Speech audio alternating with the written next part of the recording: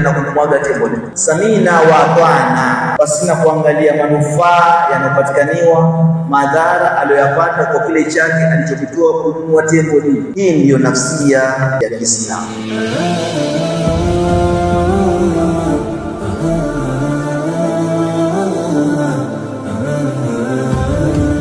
الإسلام والإيمان وما كنا لنهتدي لولا أن هدانا الله والصلاة والسلام على رسول الله صلى الله عليه وسلم. رب اشرح لي صدري ويسر لي أمري واحلل عقدة من لساني يفقهوا قولي. رب زدنا علما وارزقنا فهما. رب يسر ولا تعسر وتمم بالخير وبه نستعين. يا فتاح القلوب يا بديع العجائب بالخير علمنا بفضل قدرتك وبكرمك وبرحمتك يا ارحم الراحمين. Tumshukuru Mwenyezi Mungu kujalia kukamilisha kitabu chetu cha Nidhamu al-Ijtimai fi Islam, na insha Allah biidhnillah tuanza kitabu kingine kwa unwani bi muqawamati nafsiyati al-Islam, katika mambo ambayo yenye kukuza nafsia ya Kiislamu. Nafsia una tazkiyatuha wa tarbiyatuha. Kwa hiyo min muqawamati nafsia kwa lugha ambayo ishazoelea ni masomo ya tazkiyatu nafsi wa tarbiyatuha, kwa lugha ambayo imezoeleka. Na tutaanza kwa ufunguzi wa aya kama tulivyosomewa na msomaji. A'udhu billahi minash shaitani rajim. Bismillahir rahmanir rahim. Kad aflaha almu'minuna alladhina hum fi salatihim khashi'un walladhina hum 'anil lagwi mu'ridun walladhina hum lis-zakati fa'ilun walladhina hum li furujihim hafidhun إلا على أزواجهم أو ما ملكت أيمانهم فإنهم غير ملومين فمن ابتغى وراء ذلك فأولئك هم العادون والذين هم لأماناتهم وعهدهم راعون والذين هم على صلاتهم يحافظون أولئك هم الوارثون الذين يرثون الفردوس هم فيها خالدون. قد أفلح المؤمنون. الفلاح هو نيل المطلوب ونجاة من المرهوب. Ufaulu kilugha ni kupata kile mtu anachokitaka na kuepukana na kile ambacho ana hofu nacho. Huyu huwa amefaulu. Na kila mwanadamu ataka kufaulu katika maisha yake kwa kupata kile anachokitafuta na kuepukana na kile ambacho yuko na hofu nacho akiogopa. Na makusudio ya al-falah hapa ni nailul janna, ni najatu, yani ni fawzu bil janna, ni mtu kupata pepo, wa najatu minan nar, na kuepukana na moto. Ndicho kilichokusudiwa. Ama katika kilugha al-falah, mtu ni kupata kile anachokikusudia na kuepukana kile anachokiogopa. Kad aflaha almu'minun, wamefaulu waumini kwa kufanya mambo haya ambayo yatafuata. Wamefaulu kwa kupata pepo na kuepukana na moto. Alladhina hum fi salatihim khashi'un. Al-khashya fi salat ni kuwa na tumanina na khudhu'. Mtu atulie katika swala, asishughulishe macho yake na moyo wake, isipokuwa macho yake yaangalie chini kwa haya pale atakaposujudu, na moyo wake amlekezee Mwenyezi Mungu Subhanahu wa Ta'ala. Bikulli khudhu', kwa kila unyenyekevu. Hiyo ndio khashia katika swala. Alladhina hum 'anil lagwi mu'ridun. Lagwi ni kila Mwenyezi Mungu asichokipenda katika abatil, mambo ambayo hayana maana. Kwa hiyo hawa waliofaulu miongoni mwa sifa zao ni kuepukana na mambo ya kipuzi. Alladhina hum 'anil lagwi mu'ridun, wale ambao mambo hayana maana sheria haikuwaruhusu, wanaepukana nayo. Walladhina hum lizakati fa'ilun, watu hawa vile vile wana majukumu ya zaka wanayoyatekeleza, wakitekeleza zaka kama ruknu min arkani lislam. Walladhina hum lifurujihim hafidhun, na vile vile nafsi zao kuzihifadhi kihakika, wasiwe ni wenye kuonekana nafsi zao. Na hadhi ya aura yajulikana kwa mwanamume, na hadhi ya aura inajulikana kwa mwanamke. Sio mtu kukaa freestyle, akae kwa mujibu ya mipaka ambayo Mwenyezi Mungu Subhanahu wa Ta'ala ameiweka. Wale ambao nafsi zao wanazihifadhi kwa maana halisi, na kuzihifadhi hawazipeleki pale isipokuwa pale ambapo pastahili kupelekwa, na pale ambapo pamehalalishiwa kwa wao. Illa ala azwaji, wanahifadhi nafsi zao isipokuwa kwa azwaji, wake zao, au ma malakat aymanuhum, au kwa wale ambao mikono yao ya kulia imewamiliki. Na asli fil furuji ni haramu, asli katika nafsi ni haramu, isipokuwa itakapohalalishwa kwa mujibu wa sheria. Kwa hiyo yule ambaye amehalalishwa kisheria ni azwaj au ma malakat aymanuhum, hawa ndio halali kwa mtu. Fa inahum ghairu malumin, kwa hawa mtu halaumiwi kukidhi haja yake. Faman ibtagha waraa dhalika, atakayetafuta kushibisha ghariza yake, tofauti na hawa waliotajwa, ima ni wake zenu au ni wale ambao mmewamiliki kwa mikono yenu, basi atakayetafuta zaidi ya haya, asema faulaika humul adun, hao ndio waliovuka mipaka na ndio waliofanya dhulma na kwenda kinyume na sheria. Walladhina li amanatihim wa ahdihim ra'un, sifa nyingine ya waumini waliofaulu ni wale ambao wanachunga amana. Walladhina hum li amanatihim wa ahdihim, amana zao na ahadi zao, ima ni amana ya kibinafsi au ni amanatul ama ya watu jumla ya kiserikali, ni kiongozi, au amana haswa, amana yake baina yeye na mwenzake moja kwa moja, au ni amana ama baina ya nchi yake na nchi nyingine. Ni watu wenye kuhifadhi amana zao na ahadi zao, wanazichunga, tofauti na watu waliopewa sifa ya kutochunga amana na ahadi. Bani Israili, kullama ahadu ahadan nabadahu fariqan minhum, kila wakiwekeana ahadi na watu ndio watakanusha. Walladhina hum ala salawatihim yuhafidhun, na vile vile watu hawa swala zao wanazihifadhi, waziswali kwa wakati wake pasina kuchelewesha au kuakhirisha.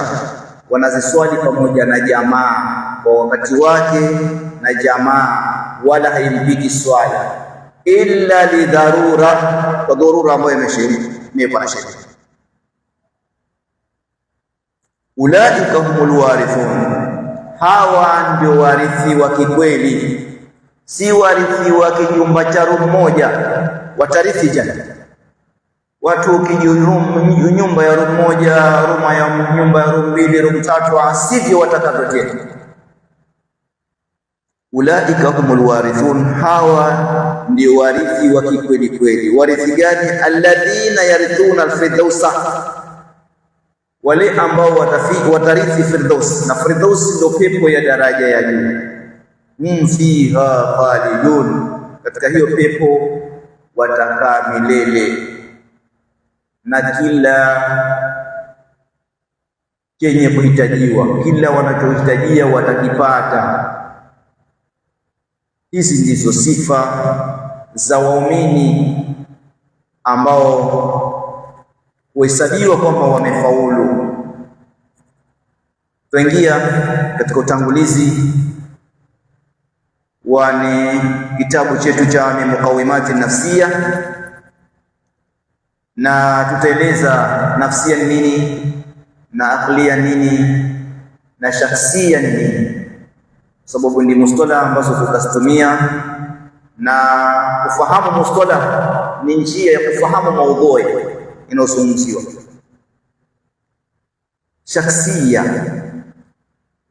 Shakhsia au utambulisho, fi kulli insani, bule ana shakhsia gani? Ile shakhsia si ya Kiislamu, na kama si ya Kiislamu itakuwa ni shakhsia ya kitu chengi. Ash-shakhsiyatu fi kulli insani tataallafu min aqliyatihi wa nafsiyatihi. Shakhsia katika kila mwanadamu ana utambulisho wake. Yule jamaa ninavyomuona onekana si Muislamu, yule jamaa ninavyomuona onekana ni baniani, yule ninavyomuona onekana ni majusi, ninavyomuona onekana ni mraslimali, vile ninavyomuona onekana ni mkomunisti, ni mtu ambaye ana mfumo wa kiujamaa anavyoonekana. Huu ndio utambulisho wake. Wa shakhsiyya fi kulli insani tataallafu min aqliyatihi wa nafsiyatihi. Shakhsiyya katika kila mwanadamu hujengwa na mambo mawili, hujengwa na aklia yake, namna anavyofikiria, kutazama mambo, kuhukumu mambo, kutoa maoni juu ya mambo. Tuangalia kitu kimoja, lakini wewe utatoa maoni yako tofauti na mwingine kutoka. Tuangalia mtu aliyopita amevaa, mwingine atasema amevaa smart, wewe wasema yuko aura kamwe, kitu ni kile kile, lakini wewe una mtazamo wako na una maoni yako na una hukumu yako.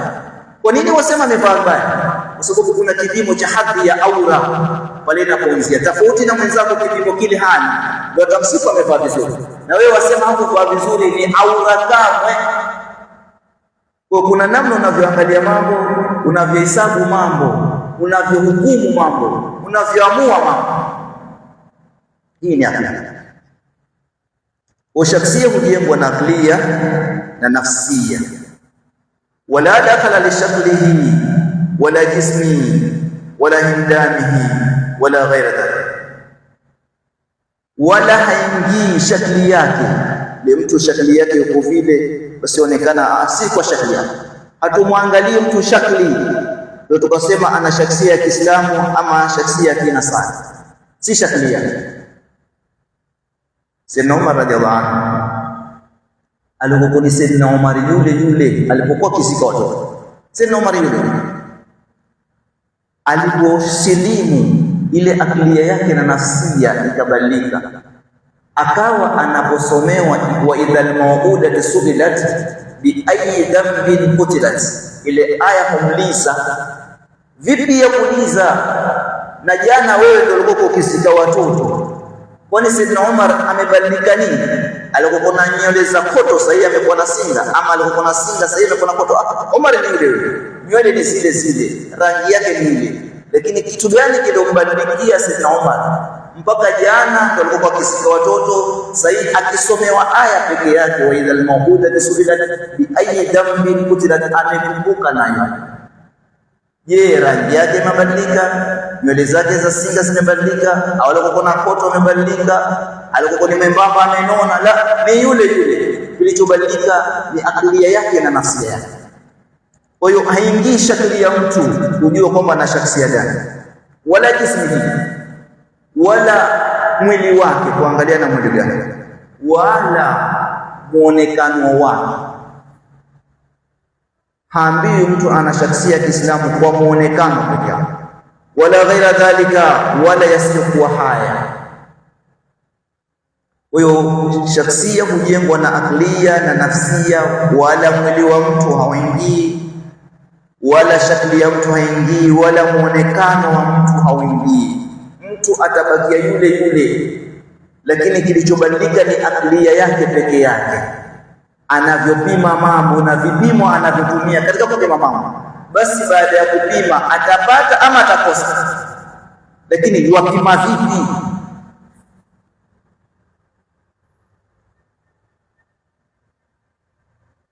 Sema fakullaha kushuran, haya yote ya shakli, mwili na muonekano, haya yote ni maganda.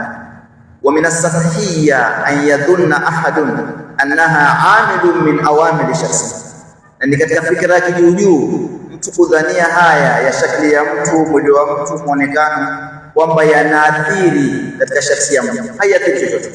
Rangi ya mtu haiathiri katika shakhsia yake, wala urefu wa mtu au ufupi wa mtu hauathiri katika shakhsia yake, wala muonekano wake hauathiri. Kinachoathiri ni vile alivyojengwa katika bongo lake na alivyojengwa katika nafsi yake, ndio huathiri shakhsia yake. Kwa hiyo ni fikra na ni mawazo ya kijuujuu mtu kudhania kwamba mambo haya ya shakli, mwili, muonekano yanaathiri katika shakhsia. Ni katika mambo ambayo yanachangia katika shakhsia au tuathiru fi shakhsiyati. La, mwanamke za kwa mweusi hapo, kuna madawa ya kujibleach, atakuja kupita hutadhania ni amekuwa mweupe. Je, bongo lake limebadilika ama ni yule yule? Nafsi yake imebadilika, nafsi ni ile ile, bongo ni ile ile, vile vitendo ambavyo kivifanya akiwa mweusi atakifanya vile vile baada ya kuwa mweupe. Rangi ya mtu haiathiri katika shakhsia yake. Hii ni upande wa shakhsia. Tunasema kwamba shakhsia hujengwa na mambo mawili, aklia yake na nafsia yake.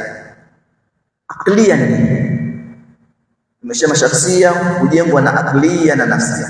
Aklia ni والأقلية هي الكيفية التي يجري عليها العقل الأشياء، أي إصدار الحكم عليها وفق قاعدة معينة يؤمن به الإنسان ويطمئن إليها.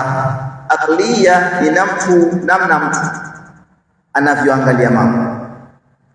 Hiya alkayfiyatu allati yajri alaiha aqlu alashya, ni namna ile akili inavyofahamu mambo, inavyojua mambo, inavyodadisi mambo, inavyotoa maoni juu ya mambo, inavyohukumu juu ya mambo. Kama tulivyotaja mfano, akipita mtu hapa na mavazi, mwingine msifu, mwingine mkashifu. Kwa hiyo ni namna ile akili inavyokwenda katika kuangalia mambo, kufahamu mambo, kuyaangalia na kutoa hukumu juu yake kulingana na kaida fulani, kulingana na msingi fulani ambao anaotegemea, na msingi huwa ni itikadi yake. Wewe wengine wang'ang'ana na mtu, mbona huyu hivi, mbona muangalie itikadi yake gani mpaka sifanye haya. Yeye itikadi kwamba my dress my choice, wewe wamlazimisha avae hijabu, siona mtapelekana mbio. Ukimkazania sana atakuripoti kwa sababu sheria imemruhusu avae anavyotaka. My dress my choice, usiniingilia katika mavazi yako, na nikiniingilia nitakupeleka mbele. Wewe una muhasaba wa auratul mar'a ni jamiu badaniha illa alwajhi wal kafayn. Yeye hana hududi za aura, hana hududi za aura. Pili, kuna kitu yaitwa public nudity. Public nudity ni watu kutoka uchi, ima kuna munasaba fulani ama hakuna munasaba, kutoka uchi, ima ni wanaume ama wanawake. Hii baadhi ya nchi zimeruhusu public nudity. Mtu aweza kutoka na kinyume cha ndani na vidude vimestiri tu haya peke yake, na sheria imeruhusu, hakuna mtu utamwotesha. Sasa kama wasema watu wapewa vibaya, je, hao watawaambiaje? Hawa public nudity tutasema vipi? Kuna wengine wameruhusu sehemu maalum public nudity, wengine mabaharini ama kama kuna mnasaba. Kuna wengine hawaruhusu public nudity, na hawa huambiwa kwamba wana misimamo mikali. Lakini nchi ambazo zaruhusu watu wanaweza kutembea uchi barabarani na costume peke yake na sidiria peke yake, fikra yajawizisha, kanuni pia imejawizisha kwako wewe, kwa sababu una vipimo vya aura, waona dhiki kwa mwingine hata hana habari. Hayo utamwambia mtu ambaye vibaya, na kanuni imeruhusu. Kwa hiyo akliya hiya alkayfiyatu allati yajri alaiha aqlu alashya, ni namna akili inavyofanya kazi katika kufahamu vitu wa isdaru hukmi alaiha, na kuvitolea hukumu kwamba hichi ni kibaya, hichi ni kizuri, hichi ni wajibu kutekeleza, hichi ni haramu, hichi ni mubaha, hichi ni makruh, hichi ni mandubu. wifqa qaidatin, kulingana na itikadi maalum, kulingana na msingi maalum, na msingi hapa yarudia itikadi. Wifqa qaidatin muayyana yu'minu biha, kupitia msingi maalum ambao yuamini mwanadamu, wayatma'inna ilaiha, na nafsia yake imemakinika katika msingi ule. Mimi nimemakinika na itikadi ya la ilaha illa Allah, ndo marudio ya fikra zangu kuyaisha maisha ya mwanadamu na uhai. Fa idha kana aqluhu lil ashiya'i bi isdar al-hukm 'alayha bina'an 'ala al-aqidah al-islamiyya, kanat aqliyatuhu islamiyya. Huyu mwanadamu kama akili yake anavyoangalia mambo na kutoa hukumu, yoangalia mambo na kutoa hukumu kulingana na msingi wa itikadi ya Kiislamu, kana aqliyatuhu islamia, basi tutasema kwamba huyu mtu aklia yake ni ya Kiislamu. Aklia ya Kiislamu yarudia ule msingi ambao unaotegemea katika kuangalia mambo. Jambo lolote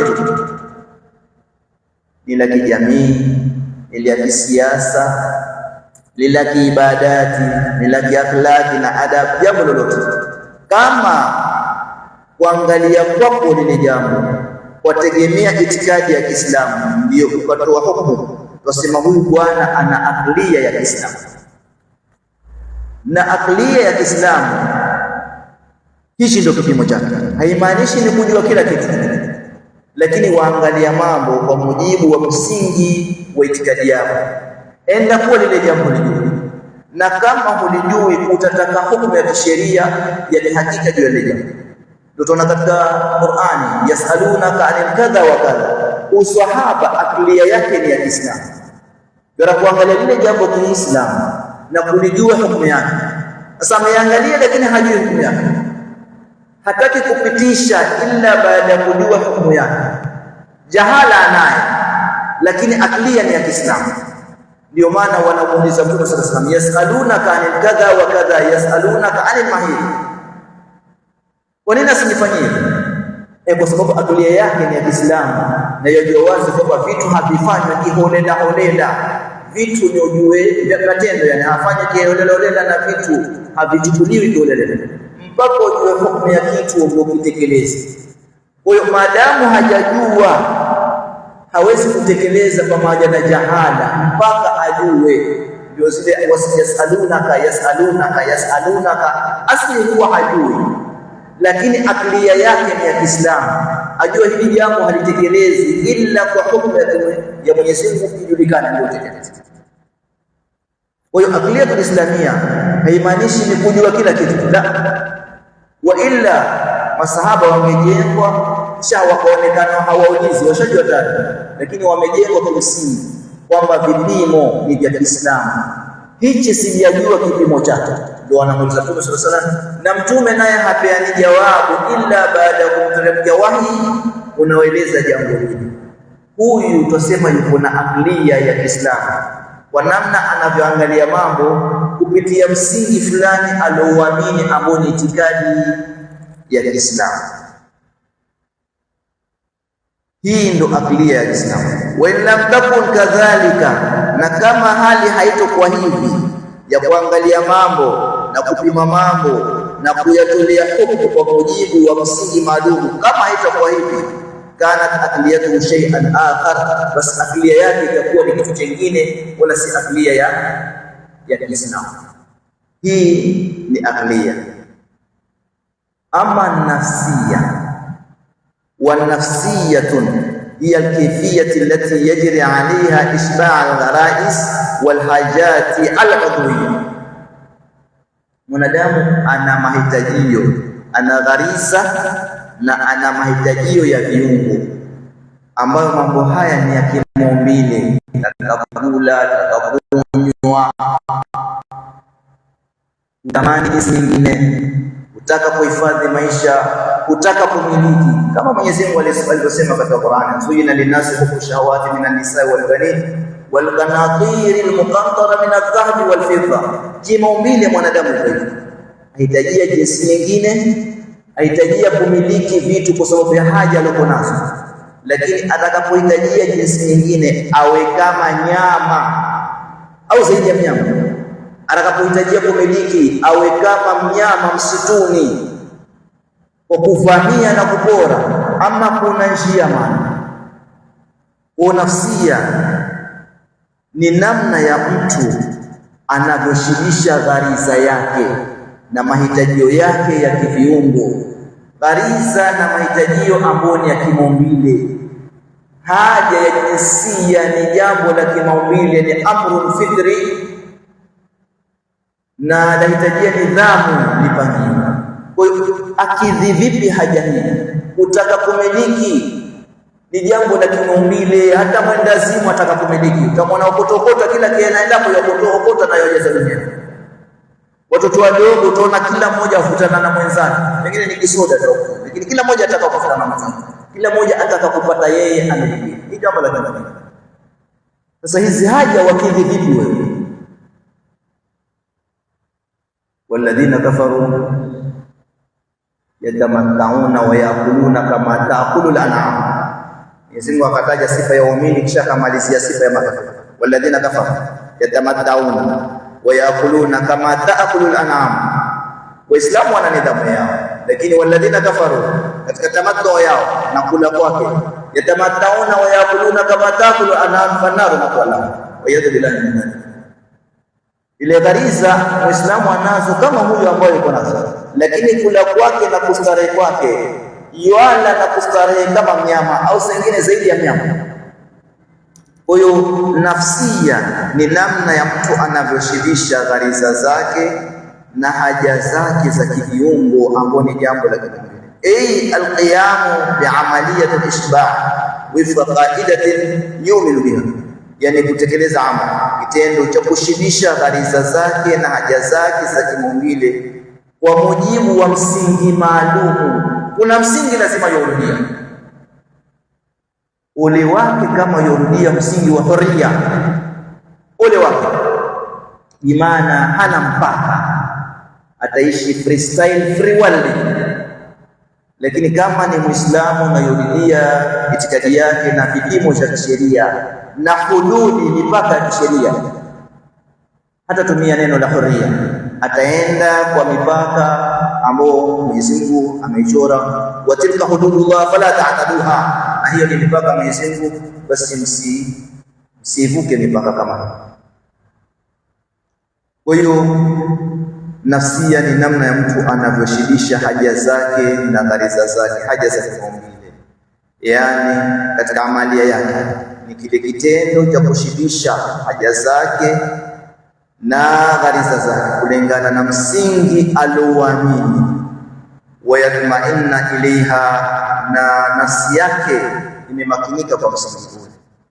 Kama amekinai Uislamu hatojifanyia mambo kiholela aslan. Kama anashaka na Uislamu wake hapo ndo. Lakini kama mtu kikweli amekinai na Uislamu wake, kama jambo hajui atauliza. Lakini swala la kufa dereva la sasa kutokana na kaida ya Uislamu. Mtu aliokinai hata kama mambo mengine hajui, lakini yale asoyajua lazima atauliza. Na ndivyo walivyokuwa masahaba, radhi za Mwenyezi Mungu siwaendee. Kama jambo yanataka kulitekeleza na haijui atauliza, na ndivyo ilivyokuja fasalu ala dhikri in kuntum la ta'lamun, watu wa udhuru ya kutojua. Mbona hujauliza? Fa idha kana ishba'u al-gharais, kama ule ushibishaji wa ghariza zake, wa hajatul udhiyya, na haja zake za kiviungo, yatimu binaan ala al-aqidati al-islamiyya, ushibishaji wa ghariza zake na haja zake ambazo ni za kimaumbile, yashibisha haja zile kulingana na msingi wa itikadi ya Kiislamu, kana nafsiyatuhu islamiyya, basi nafsia yao itakuwa ni ya Kiislamu. Mara mwanzo tembo lilikuwa ni halali, watu wakibudia, haijaharamishwa, kisha ikaharamishwa tadrijia. Ilipokuja aya ya kuharamisha qat'iyya, watu hawakujali mitungi yao ya tembo walikuwa nayo. Madina ilikuwa yanuka tembo mvinyo, kwa sababu watu walivunja ile mitungi na kumwaga tembo lao. pasina kukadiria, lakini nimepata hasara, senti zangu nimetoa, basi sinywi kumaliza senti zangu alafu shabari sitonunua tena. La, hakutaka kujua. Walitoboa ile mitungi na kuivunja na kumwaga tembo. Samina wa atwana, pasina kuangalia manufaa yanayopatikaniwa, madhara aliyoyapata kwa kile chake alichokitoa kununua tembo hili. Hii ndiyo nafsia ya Kiislamu. Wa in lam yakun ishba'u kadhalika, kama ushibishaji wa ghariza zake na haja zake za kiviungo. Umri mdogo, wacha niponde maisha, basi itakuwa nafsia yake sasa. Umri mdogo, miaka 50 60, wacha huyu ujue kwamba nafsia yake itakuwa si ya Kiislamu. Kana sema illa yakun ishba'u kadhalika kanat nafsiyatuhu shay'an akhar, itakuwa ile nafsia ni kitu kingine.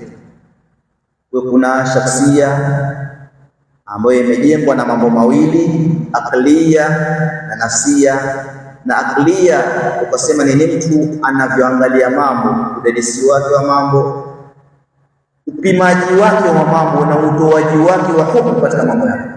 Nafsia ni mtu anavyoshibisha haja zake za kiviungo na ghariza zake, kila mmoja na haja zake. Washibisha vipi? Mpaka Mwenyezi Mungu kuja kukufananisha na mnyama, hapo ni pa kujiangalia. Nasema ulaika kal an'am bal hum adall. Ya salam, ni mahali pa kujiangalia. Hiyo si tashbihi ya kuchezewa au tashbihi ya kufurahisha baraza, ni tashbihi ya mtu kujihesabu na kurudia kama Mwenyezi Mungu atakufananisha na hayawani. Fa idha kana qa'idatu lil aqliya, fa idha kanat al qa'idatu lil aqliyati wan nafsiyya wahida, kama ule msingi uliojengwa juu yake aklia ya mtu na nafsia ya mtu ni moja, aklia na nafsi yake imejengwa juu ya msingi mmoja ambao ni itikadi. Inda al-insan, kwa mwanadamu, inda insani ma, kwa mwanadamu fulani, kanat shakhsiyatun mutamayyiza mundabita, basi shakhsia yake itakuwa na sifa maalum mundabita, ambayo imedhibitiwa. Maadamu ufahamu wake wa mambo hawendi kinyume na namna anavyotekeleza haja zake, anavyokidhi haja zake na ghariza zake, utamwona shakhsia yake ni mundabita, imedhibitiwa, haitingishi, na itakuwa ina sifa maalum, itapambanuka na shakhsia nyingine. Akichanganyikana na mambo ambayo watu hawajabeba shakhsia ya Kiislamu, atajulikana huyu amebeba shakhsia ya Kiislamu. Fa idha kanat aqliyatul islamiyya, kama aqliya ni ya Kiislamu, angalia mambo na kupima mambo na kutoa hukumu juu ya mambo Kiislamu, hiya al-asasi li aqliyatihi. Nasema idha kana aqidatul islamiyya, kama ile itikadi ya Kiislamu ndiyo msingi wa kufahamu kwake mambo na ndiyo msingi wa kukidhi haja zake na ghariza zake, kana shakhsiyatu islamia, basi shakhsia yake itakuwa ni ya Kiislamu. Sema bwana ana shakhsia ya Kiislamu, ana utambulisho wa Uislamu. Ukimuona kwa sababu ya sifa hizi utajua kwamba ni Muislamu. Wa in lam takun kadhalika kana shakhsiyatuhu shay'an akhar, kama aklia yake imetofautiana na nafsi yake, basi shakhsia yake itakuwa ni kitu kingine, si Islami. Jamani, Muislamu ama si Muislamu haieleweki. Akizungumza kama ni Muislamu, lakini mambo yake akiyatekeleza utafikiria kama si Muislamu. Sasa ni Muislamu si Muislamu, haieleweki. Nasema shakhsia yake itakuwa ni kitu kingine. Wa alayhi, na juu ya haya, fala yakfi an takuna aqliyatul islamiyya yusdiru sahibaha al-ahkam ala al-ashya'i wal af'ali isdaran sahihan asla ahkam shar'i. Haitoshelezi kule kuwa mtu ana aklia ya Kiislamu, yuangalia mambo Kiislamu, apima mambo Kiislamu, ahukumu mambo Kiislamu. haitoshelezi. Apima mambo kwa mujibu wa hukumu za kisheria katika vitu na vitendo, apima na kutoa hukumu ambazo ni sahihi kulingana na hukumu za kisheria. Fayastanbitu ahkama wa ya'rifu alhalala wal haram, ajua kutoa hukumu juu ya vitu na vitendo, aweza kuambia hii ni halali na hii ni haramu, na yeye mwenyewe yuko hapa. Inna lillahi wa yakunu nadijan, na mtu huyu umempate ameiva fi wa'ihi wa fikrihi, angalia mambo ya Kiislamu, adadisi mambo ya Kiislamu, apima mambo ya Kiislamu, atoa hukumu ya Kiislamu hukumu sahihi, na ameiva ufahamu wake na fikra yake. Yaqul, anasema qawlan qawiyan balighan, maneno yake akizungumza utaamini. Qawiyan, maneno yana nguvu, kisha ni maneno baligha. Yuhaddidu al-ahdath tahlilan salima, anapotoa udadisi juu ya mambo, atoa udadisi kikweli mahali pake, udadisi ambao la yakfi dhalika, hilo halitoshelezi. Fahamu wake wa Kiislamu, angalia mambo ya Kiislamu, adadisi mambo ya Kiislamu, atoa hukumu ya Kiislamu, asema hilo halitoshelezi. Illa an takuna nafsiyatuhu nafsiyatan islamia, huu ni upande wa aklia, ule kuangalia mambo, kudadisi mambo, hukumu mambo, hii ni upande wa aklia. Nafsia yake pia lazima ifuate vile aklia hiyo, namna anavyotekeleza mambo, sio ashaka kuambia vingine kisha yeye afanya kitu kingine. La, vile alivyotuambia yeye ataenda vile kulingana na vile alivyotuambia, atatekeleza mambo kwa namna akili yake inavyomwelezea. Illa an takuna nafsiyatuhu nafsiyatan islamia kadhalika fayushbihu gharaisahu wa hajatahu almuqwiyya, awe atashibisha ghariza zake na haja zake za kiviungo, ishba'an ala asasi alislam, hizi haja ambazo kila mmoja yuko nazo azishibishe kwa msingi wa Kiislamu. Maadamu yapima mambo Kiislamu na kuangalia mambo Kiislamu na kutoa udadisi wa Kiislamu na kutoa hukumu ya Kiislamu, vile vile ushibishaji wa ghariza zake na haja zake uwe kwa mujibu wa Uislamu. Yusalli wa yasum, awe ataswali na atafunga, wa yuzaki wa yahujju, na awe atatoa zaka kama ana mali na kuonekana akiji, wa yati alhalal, na afanye mambo ambayo ni halali, wa yastanibu alharam, na ajiepushe na haramu. Sio udadisi ni mzuri huku kwenye haramu yupo, udadisi ni mzuri huku hafanyi mambo ya Kiislamu, la, itakuwa nafsi yake ni mbali na akili yake ni mbali. Wa yakunu haythu yuhibbu Allahu lahu an yakun, na awe pale ambapo Mwenyezi Mungu Subhanahu wa Ta'ala yamtaka awe. Sio fanya nini hapa bwana, kwa nini waulizwa wafanya nini hapa? Kwa sababu pale mahali hustahiki kuwepo, sababu kutoa tawilati na hujaji. Alikuwa unasubiria mtu hapa baa, ndio kumsubiria hapa. Kuna mtu anamsubiria, sasa kumsubiria hapa baa, atakayekuona akudhanie wema upi, wa dhannu bil mu'minina khairan, inaamrishwa sisi tudhaniane mambo, lakini atakayekuona hapa akudhanie wema gani? Kwa sababu tumeambiwa tudhaniane wema. Kwa hiyo awe sehemu ambazo zarekana mtu awe na Mwenyezi Mungu yopenda, awe sehemu kama zile. Wa yataqarrabu ilayhi subhanahu wa ta'ala bima aftaradahu alayhi, na mtu huyu wajikurubisha kwa Mwenyezi Mungu kwa yale ambayo amemfaradhishia. Wa yahrisu ala fi'li nawafil, na mtu huyu hatosheki na faradhi, bali kufanya mpaka yale mambo ya sunna, mambo ambayo ni ya nawafil. Fayazdadu qurba min Allah subhanahu wa ta'ala, azidisha kule kujikurubisha kwa Mwenyezi Mungu Subhanahu wa Ta'ala kwa kutekeleza ya wajibu ambao hana budi nayo, na kuongezea ya nawafil ya sunna. ambao aidha asitekeleze ama atekeleze, lakini watekeleza taqarruban ila Allah subhanahu wa ta'ala. Wayattakhidhu min almawaqifi tijaha alahdathi, na yanapotokezea matukio huwa yuko na maukifu fulani, ana msimamo fulani juu ya matukio yake, na kuna shubuhati tutharu, kuna shubuha huenezwa kuwatoa watu na maukifu sahihi juu ya matukio yanayotokezea. Yale yanayotokezea kule Middle East, Sharq al-Awsat, wewe wasemaje? Wasapoti gani baina ya Iran na Marekani? Wa Manchester na Arsenal tena watafuta wa kusapoti. Ile ni mushkilatul amn, kuna udadisi wake na amani.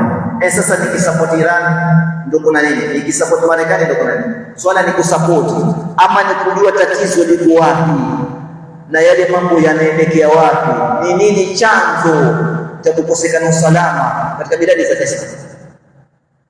Sasa mtu asarifu watu na ile bahdhu na mawdhu bahth, kwa sababu matukio kama haya yakitokezea, yale matukio peke yake, kabla mtu kutia taaliki ya umma, na wakoloni hawataki umma iamke na matukio ya umma. Kwa hiyo kutokezea matukio na kutokezea udadisi hadisi, umma inazidi kuamsha. Sasa huzuka baadhi ya watu wakasarifu adhan, mambo ya watu kuondosha na ile matukio, ili mtu asiwe na msimamo sahihi juu ya yale matukio, na kwa swala la kuwa sapoti baina huku na huku, wa sapoti gani? Kwa yule ambaye ana aklia sahihi ya Kiislamu huwa ana maukifu fulani juu ya yale matukio yanayotokezea. Swala si kusapoti, ni kuangalia ile tatizo kutoka chanzo chake chenye kuchochea tatizo lile nini, kilichofikisha tatizo pale ni kitu gani, kuna muhawalati gani ambazo zimejaribiwa lakini zikafeli, zilifelishwa na nini, na muhawala sahihi ni upi wa kufanya. Sasa watu badala ya kuangalia maudhui kwa sura hii, tuyaangalia maudhui shabiki, watu wajenga ushabiki na kutolewa na ile maukifu sahihi. Kwa mtu kama huyu ana maukifu juu ya matukio ambayo kutokezea sahihi, na kutumia msimamo ule warudia msingi wake. Kwa hiyo utumia msingi kumpatia msimamo juu ya matukio ambayo kutokezea, matukio yoyote ya kiusalama, ya kiuchumi, bei kupanda na kushuka, huwa ana maukifu fulani ambayo yuko nao, maukifu iliyotokamana na shakhsia ya Kiislamu. Hata kama atateleza katika udadisi wake kwa sababu ya binadamu, lakini hateleze ibadi, kwa sababu kule msingi aliojenga juu yake ile Mungu Baba, kuteleza kwake huwa halima, na akirudia nyuma atapata ile jawabu ambayo ni sahihi.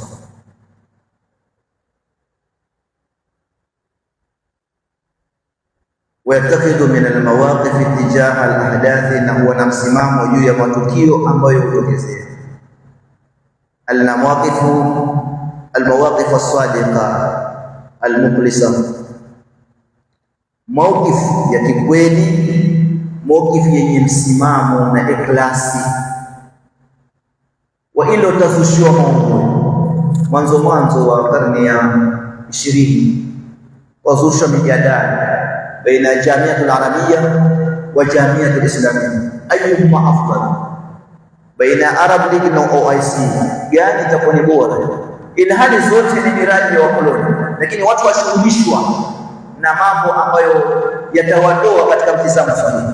Waambiwa ima usapoti Arab League ama usapoti OIC, ila hali ukisapoti huku umefeli, ukisapoti kule umefeli. Arab League ni project ya wakoloni, OIC ni project ya wakoloni. Kwa hiyo mtu anakuwa na maukifu fulani, msimamo maalum juu ya matukio ambayo kutokezea.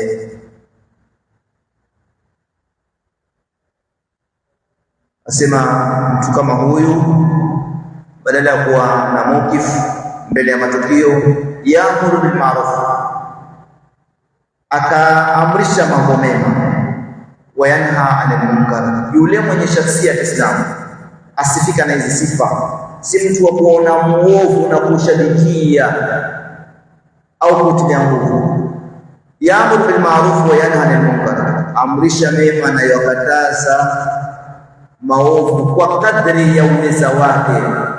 Wa aqallu shay ni kuchukia ule munkar. Kama hutaweza kukataza, ni kuchukia ule munkar, si kuunga mkono tena. Wa yuhibbu fillah, mtu kama huyu atakuwa yupenda kwa ajili ya Mwenyezi Mungu. Wa yaghdabu fillah, kwa bwana akasirika. Ni sehemu katika hisia za mwanadamu kupenda na kukasirika, lakini kupenda kwako na kukasirika kuwe ni kwa ajili ya Mwenyezi Mungu Subhanahu wa Ta'ala. Wa yukhaliqu an-nas bi khuluqin hasan, na akichanganyikana na watu achanganyikana nao kwa tabia njema, na kukanyana ni katika tabia njema. Akichanganyikana na watu yachanganyikana na tabia njema, na tabia njema si kupakana mafuta katika maovu yanafanyika, ni kukanyana. Kukanyana mpaka mtu asitake kukanywa, aje juu, amjie juu yule mwenye kukanywa. Lakini huyu mwambio amechanganyikana na watu, kuchanganyikana kwema, kwa sababu ameingiliana na wao, na akiona wenda kombo huwaika sawa, na kuweka mtu sawa huchoma, huwa yachoma nafsi, lakini hatojali. Kuna mwingine afadhali umkosee kuliko kumkosoa, afadhali umkosee kuliko kumkosoa. Sasa utataka kujipendekeza kwake, kisha baadaye utakataa. Kwa hiyo muumini ambaye anashasikia huwa anakuwa msisi. Inshallah kwa leo komea hapa katika utangulizi wetu, kisha tutakuja kumalizia sehemu nyingine ya utangulizi na tutaingia katika maudhui.